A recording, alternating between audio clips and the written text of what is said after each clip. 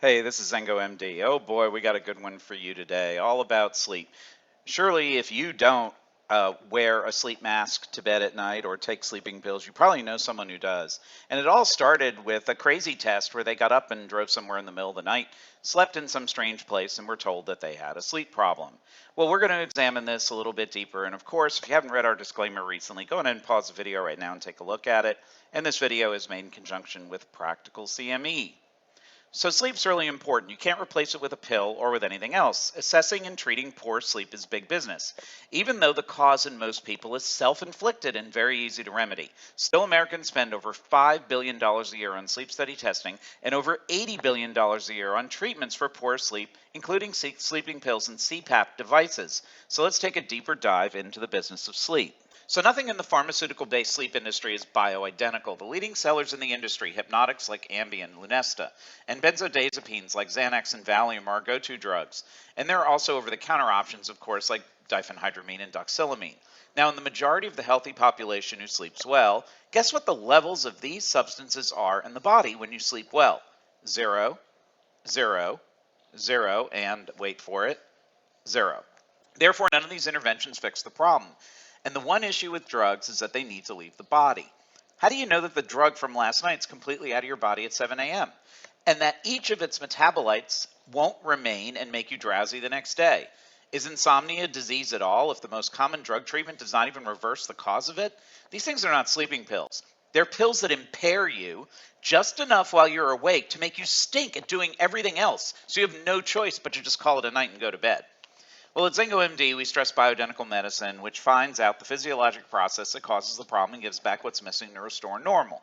More importantly, a mammal is not going to sleep well if it's sick, inflamed, or stressed. After all, the body is not going to let you sleep well and deeply if it's afraid you're going to get attacked by a bear in the middle of the night. So there are pathways and processes that interrupt or delay our sleep, supposedly from our own protection from potential problems in our environment. A certain new group of medical providers would emphatically say yes, that insomnia is a disease, and they want to make a living diagnosing and treating it. One thing is for certain, that when we start making up new diseases and even new specialties just to treat that new disease, then you know there's money to be made and a lot of it. Enter clinicians who have dropped their regular specialty to enter the more lucrative and less stressful field of sleep medicine. Over 2,500 sleep study centers exist in the USA under the umbrella of the new accrediting organization called the AASM, American Academy of Sleep Medicine. Look, they've popped up because establishment medicine does not understand sleep or how to analyze it and treat it. But is this what we really asked for or need? Let's look at the components of a sleep questionnaire, which helps get you in the door and eligible for the sleep center testing. This particular one's from Canada. Here on page 1, it asks if you're tired during the day. That seems like a reasonable question, but it doesn't even ask how much time you spend in bed each night. So if you're drowsy but you only spend 6 hours in bed each night, you would still qualify for a CPAP mask. Not to mention that snoring and high blood pressure are more directly related to obesity than anything else. So is this really a test for a new disease or just another way to qualify everyone who's obese? Well, maybe the next page will be better. Oh no, body mass index, that's directly correlated to obesity again. Same with neck size. So basically, if you're overweight or obese, you fail. Simple as that. This test seems to be designed to funnel as many people as possible into those expensive sleep study tests. In fact, sleep apnea correlates so well with obesity, it's simply a proxy for obesity.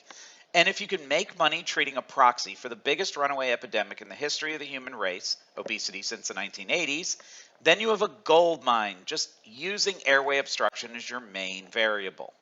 And they sell a lot of sleep studies. With an average price tag of $782, you get the privilege of trying to sleep in a hospital bed with a bunch of monitors attached to you.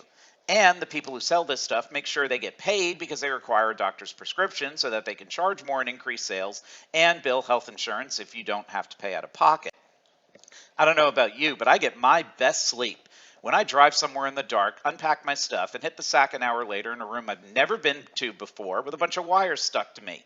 Sleep centers claim they have a home environment. It may look like a hotel room, but you know it's not a hotel room. Where's the ice bucket? Where's the coffee maker? The little notepad and the pen? Aren't you kind of set up for failure? But don't worry, if you fail, you get this prize, a CPAP mask to use at home.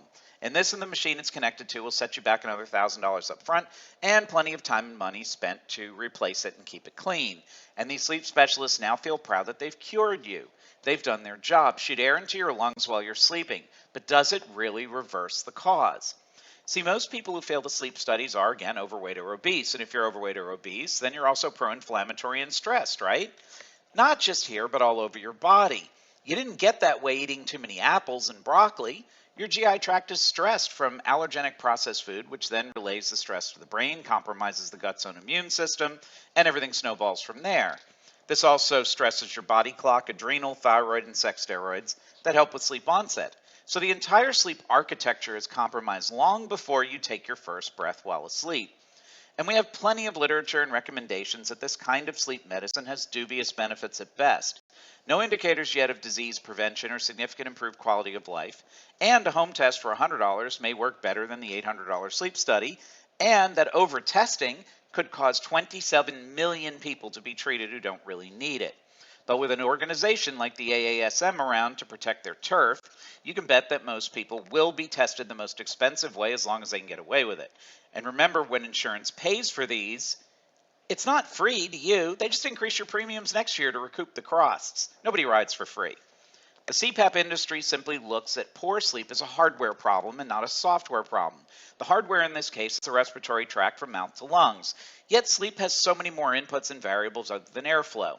We call these the software of the sleep in the brain, the adrenal body clock, blood sugar changes, blood pressure, the foods we eat, prescription medications, caffeine, hydration status, chronic disease, pain, and injury all have profound effects on sleep. Instead of jumping straight to drugs and expensive testing and devices, let's try a different approach. Here is some advice to consider before you head down that $85 billion black hole that is the sleep industry. Sleep is improved in obese patients who simply lose weight, as little as 10 pounds.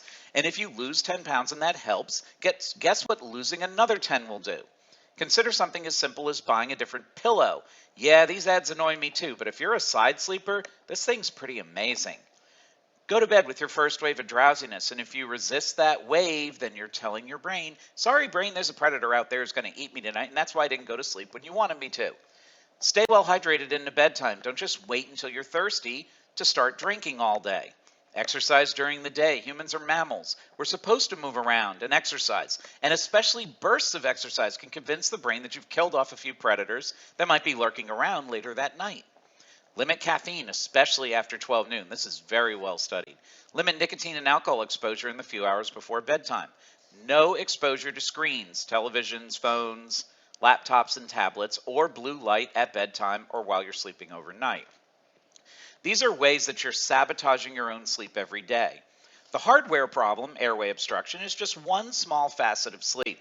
And in some cases, people do have a significant irreversible obstruction. But the software issues like stress, hydration, medications, and all the other habits above play a greater role in the body's and brain's ability to rest. Here are some other cheaper tests that you can do to repair that software needed for sleep, or at least diagnose where the problem might be. First, think about a salivary melatonin test. Used by NASA over 20 years ago, you get a curve that looks at production of melatonin in the saliva in the evening bedtime and how much lingers in your system the next morning.